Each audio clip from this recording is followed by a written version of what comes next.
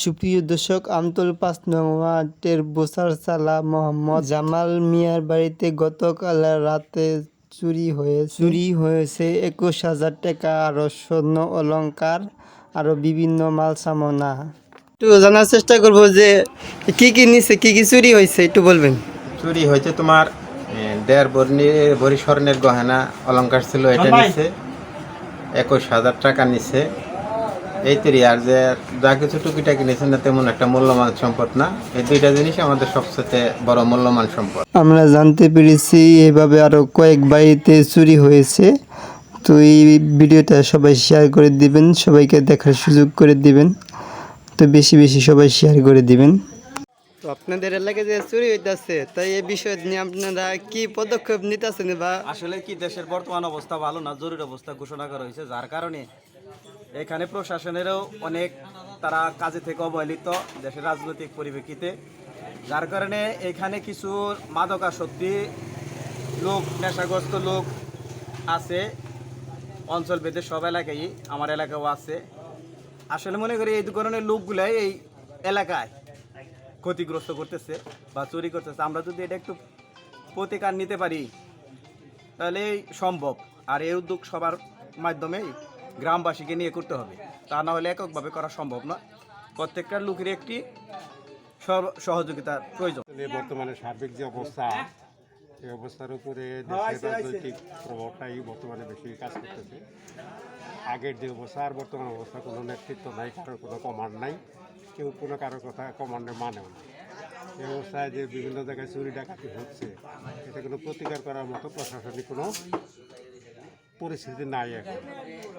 তারপরেও যারা আছে, দায়িত্বে আছেন, ওদের কাছে আমরা কোনো প্রমাণ ছাড়াও যাইতে পারি না। আর এই অবস্থান থেকে বের হতে তাহলে আমাদেরকে যারা এলাকায় মাদকাসক্তি আছে, তারপরে বিভিন্ন দুষ্কৃতী যারা আছে, তাদের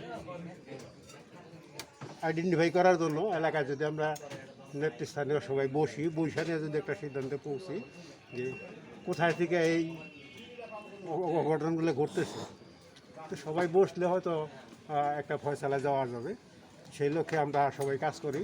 আমরা আগামী 2-1 দিনের ভিতরে বসে একটা আলোচনা করে যাতে এই অঘটনগুলো, চুরি ডাকাতিগুলো না হয়, এর প্রতিরোধকল্পে যা কিছু করার দরকার সবাই বসে যেন একটা সিদ্ধান্ত পৌঁছতে পারে। এইভাবে শেষ করছি। তো এই মধ্যে কথা বলবো আমতলের যে ৫ নং ওয়ার্ডের যে দুলাল মেম্বার, তার সাথে একটু কথা বলবো।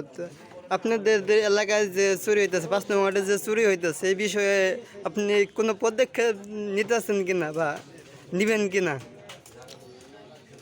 আসলে দেশের যে পরিস্থিতি, আমরা অনেক সংকটে আছি। আমাদের বরাতিল ইউনিয়ন আমতল ওয়ার্ডে মাঝে মাঝে বিভিন্নভাবে ইলবাতালি চুরি হইতেছে। আমি মোটামুটি দেখলাম এই 6 মাসের ভিতরে 10-12টা বাড়িতে চুরি হয়েছে। এটা অনেকটাই আমাদের জন্য ঝুঁকিপূর্ণ বিষয়। আমি মনে করি এই জায়গার থেকে কোনো না কোনো আইনগতভাবে, সেটা হোক এলাকার মানুষের যে কোনো পদক্ষেপে এখান থেকে আমাদের বিরত থাকা দরকার।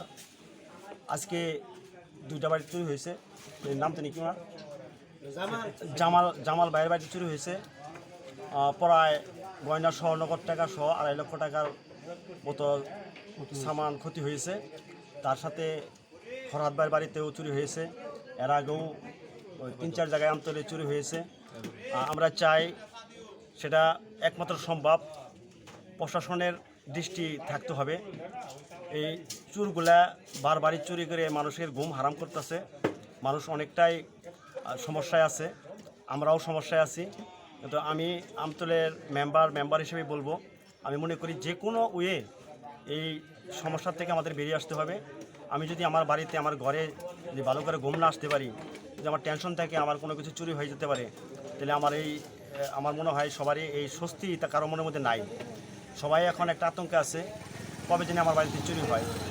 তো আমরা চাবো, আমি কাকা বললো, আমরা আমতলের যারা অ্যালার্ট পার্সন আছে সবাইকে নিয়ে আমরা একটা মিটিং কল করব বৈশা, এবং কি প্রশাসনের কাছে আমরা যাব। আমরা যে কোনোভাবে একটা ভালো একটা দিক যদি বাড়ি করতে পারি, যেভাবে এই চুরি না হয় সেই জায়গায় আমরা থাকার চেষ্টা করব।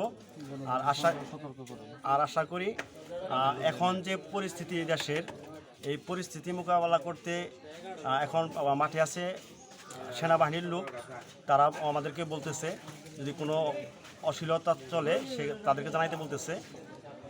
এখন বর্তমানে একটা বিষয় সবারই মাথায় রাখতে হবে, যেহেতু পুলিশ মাঠে কাজ করতেছে না, যে কোনো মূল্যে যার যার এরিয়ার থেকে যারা আমরা আছি সবাই আমরা সতর্ক থাকব, এবং কি যদি সতর্কতা থাকবেই তার সাথেও আমরা চেষ্টা করব আমাদের এরিয়ায় আমরা মানে কিছু লোক 12টা পর্যন্ত হোক, 12টার পর থেকে 2টা পর্যন্ত 3টা পর্যন্ত এইভাবে পালাক্রমে আমরা একটা ডিউটি দেওয়ার চেষ্টা করবো, এবং কি চুর এগুলো ধরার চেষ্টা করবো। বাকিটা কী হবে জানি না, তবে সবাই একটু সচেতন থাকবেন, আমি এই আহ্বান সবাই জানাই। বর্তমানে খুবই আমাদের ঘুমই হারাম বলতে চলে, ঘুমই হারাম।